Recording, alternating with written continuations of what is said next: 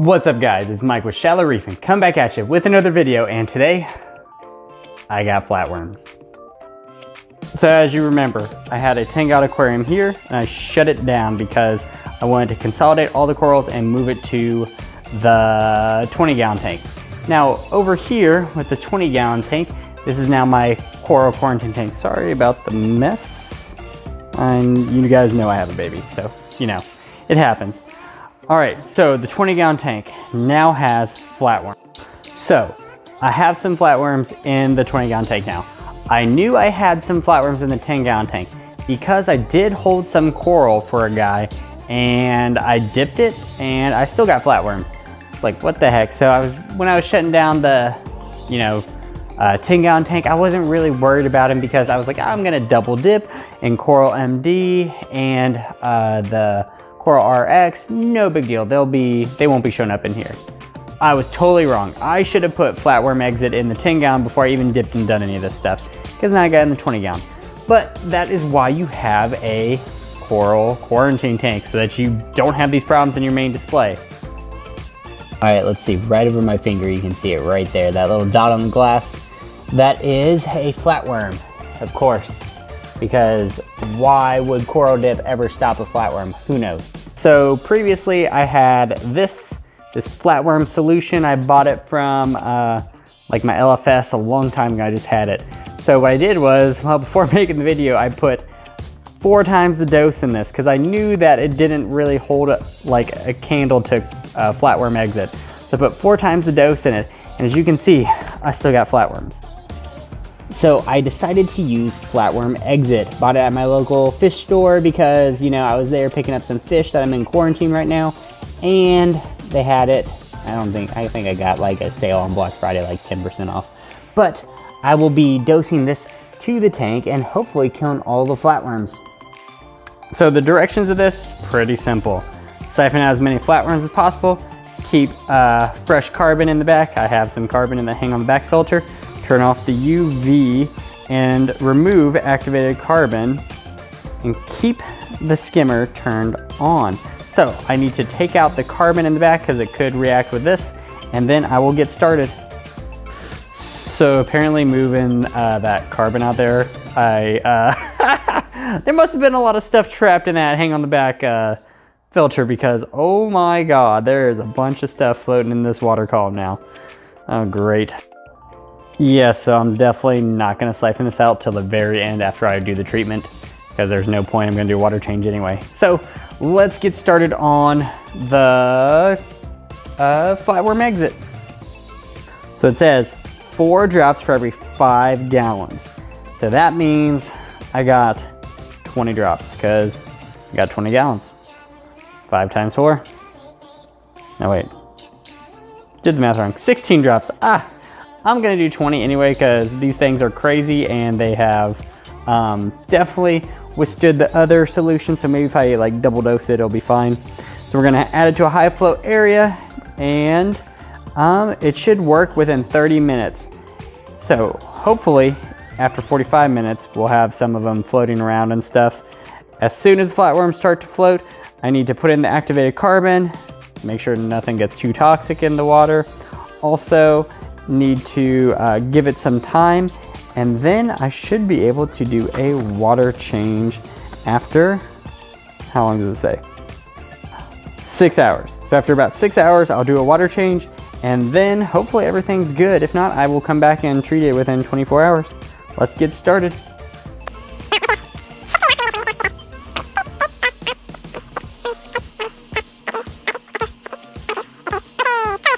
Me drop 20 drops of Flatworm Exit in the tank. All right, now gonna sit back and see if any of these little guys go crazy.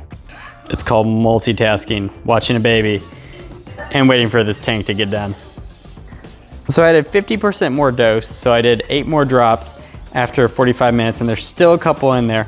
I'm gonna do another 50% dose now. It's double dosed, more than double dosed because I did 20 plus 8. And I'll do another 8. So after that, I'm gonna start letting all this take effect. And then after another hour, I'm going to siphon it all out. So I did my 5-gallon water change, and instead of pouring it in, I just felt like putting the ATO in the 5-gallon jug and letting it, you know, fill up that way nice and slow. But I think after about 6 hours almost, all those flatworms should be gone. We'll see in the morning. I'll take a look and maybe I need to do another dose and another 5-gallon water change, but fingers crossed this works. Oh yeah, I forgot. I threw the carbon back in and then I'm gonna put some filter floss up at the top. You can see all that gunk there. I'm probably gonna clean that off, all that bacteria junk that's built up on there. Yeah, that's nasty. I'm gonna clean that soon. So it's the next morning and I don't see any flatworms in the entire system. So I think Flatworm Exit may have worked. My fish is just chilling in the corner. I don't think the levels got too toxic or anything, especially after the 5-gallon water change and then throwing the carbon back in. I think everything is good. I don't know how the flatworms got in. I think they probably got in on one of the corals had substrate on them and they kind of hid in the deep crevices, but hopefully everything's going well. All the soft corals are doing pretty well. I don't see any flatworms. So I will update you guys in like a week or so and see if I can find any flatworms. So I have no idea what happened. This fish, all of a sudden, I mean, this was within 40 minutes of the lights coming on and me filming that, was stuck to the power head and I turned it off and now he's not doing well at all. I have no idea what's going on. I'm gonna do a water change.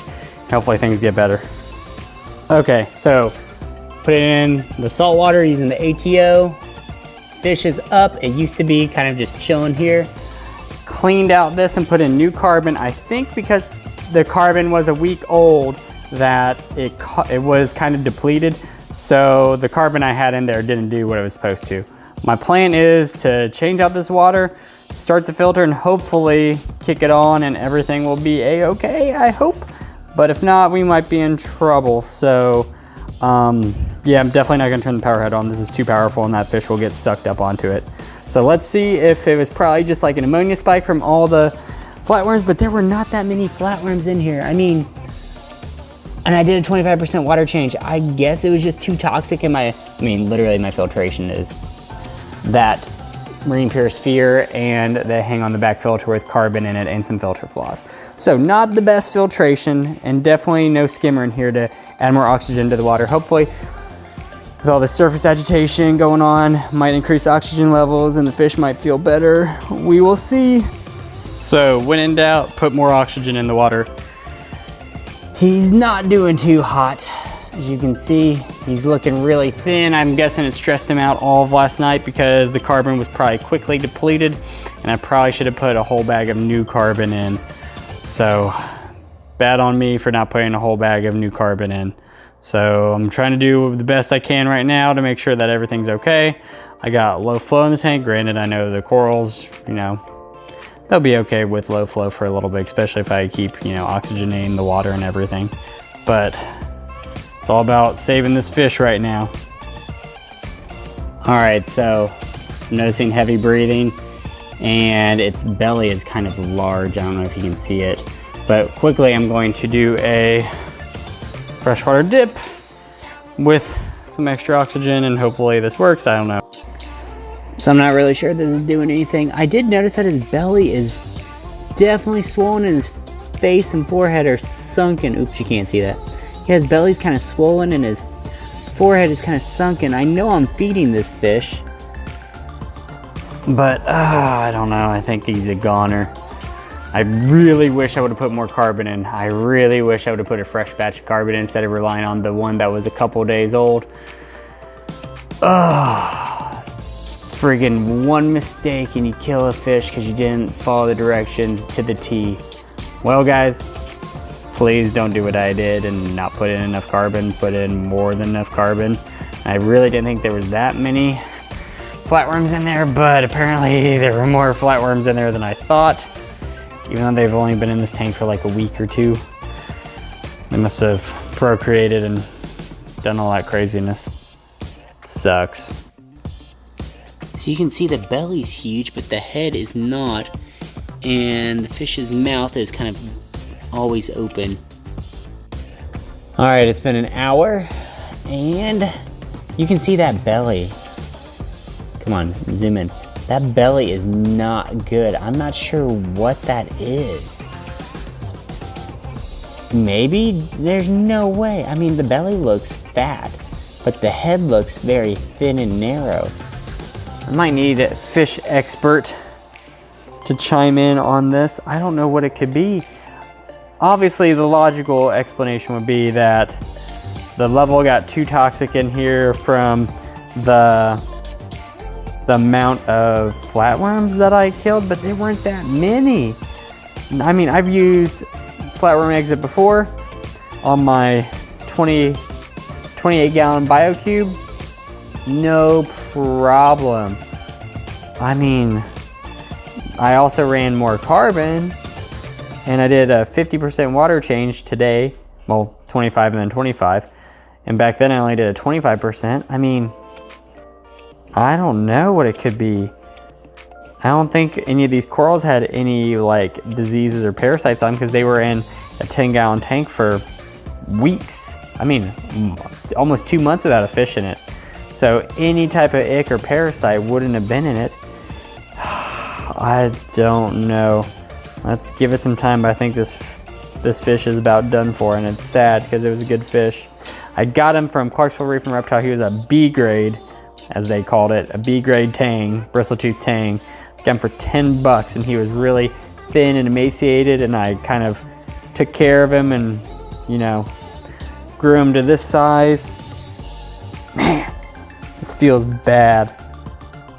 All right, my best guess, this fish is not doing well, I just turned on the pump, is that it could possibly be a swim bladder issue because there we go. My idea or my assumption of what happened is that he kind of had too much nitrate, or actually ammonia, in the water, kind of burnt his gills and kind of sent him into shock and pushed him over to the pump. And when he was on the pump, he kind of got a little bit sucked in and it could have ruptured his swim bladder. Maybe. I could take a needle and lance it and see if I could draw out some of the air. But, I mean, he's pretty much dead. Man, this is turning into like the worst video ever. Oh, crap.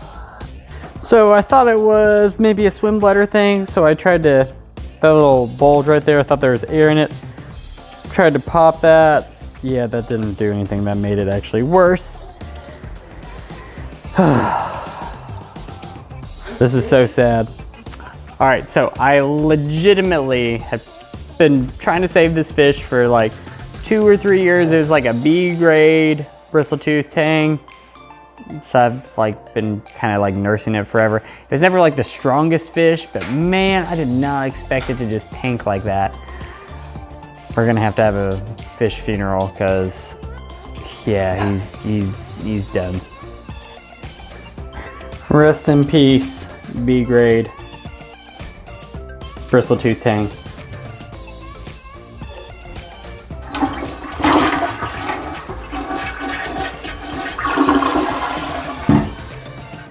So I looked at like different ways to euthanize him. They said that putting in the freezer was horrible and everything, and this fish was clinging on to life. So I just kind of let him go since he's been floundering around for now like 5 hours.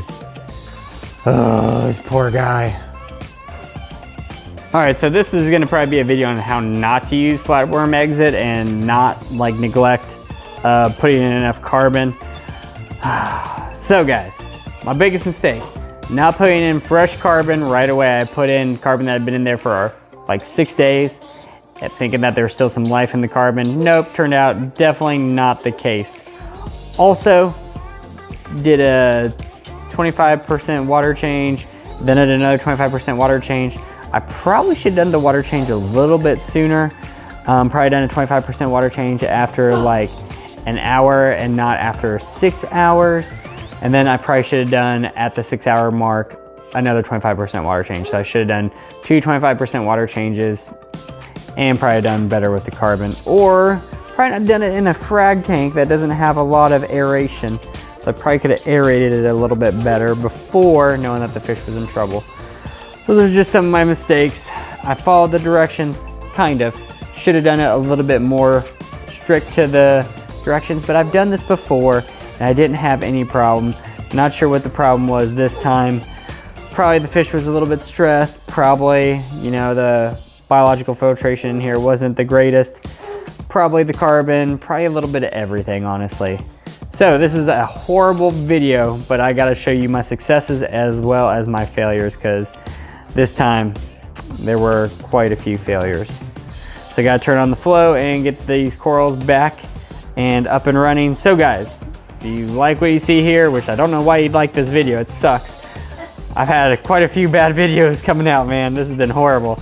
But yeah, subscribe and maybe I'll have some other things for you, how to not do stuff, because that's miserable. That's really sad.